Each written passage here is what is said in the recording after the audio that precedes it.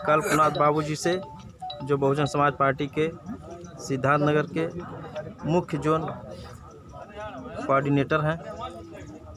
सबसे पहले आज मैं बाबा साहब के चरणों का नमन करता हूं और इस मौके पर बाबा साहब को जो सपना था, इस देश का संविधान बहुजन समाज के हाथ में होना चाहिए, ये बाबा साहब का सपना था।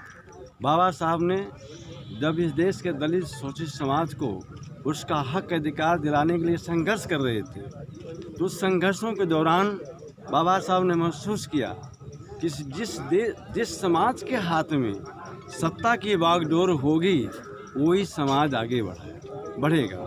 और बाबा साहब इस सपने को साकार करने के लिए अपने अंतिम सांसों तक संघर्ष करते रहे, लेकिन बाबा साहब के जीवन में उनका ये सपना साकार नहीं हो सका।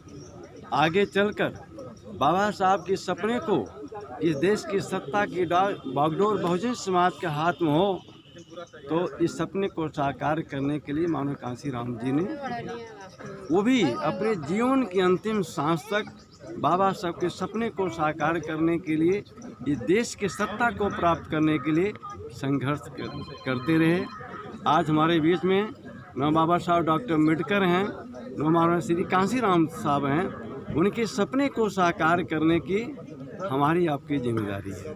मैं सबसे अपील करना चाहूँगा, बहुजन समाज के लोगों से अपील करना चाहूँगा, सब समाज से अपील करना चाहूँगा कि बाबा साहब के संघर्षों के, उनके सपने को साकार करने के लिए हमें भी संघर्ष का रास्ता अपनाना चाहिए। बाबा साहब लंबे समय तक, अपने जीवन अंतिम सांस तक इस देश का संविधान दिया है, जिसमें आपको बहुजन समाज को सम्मान से जीने का हक अधिकार मिला।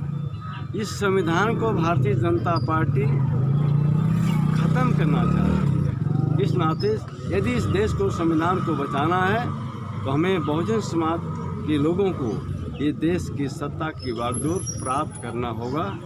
यही मेरा लोगों से, सभी साथियों से ये निवेदन है, अपील है कि देश के संविधान को प्राप्त किए, दूसरा कोई विकल्प नहीं है, दूसरा कोई रास्ता नहीं है।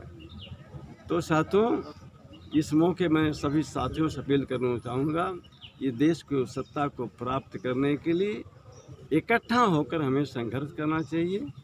ऐसी अपील करते हुए हमें बाबा साहब के सपने को, कांशीराम साहब के चाहत को पूरा करने के लिए कोशिश करना चाहिए। ये मेरा सबसे निवेदन है।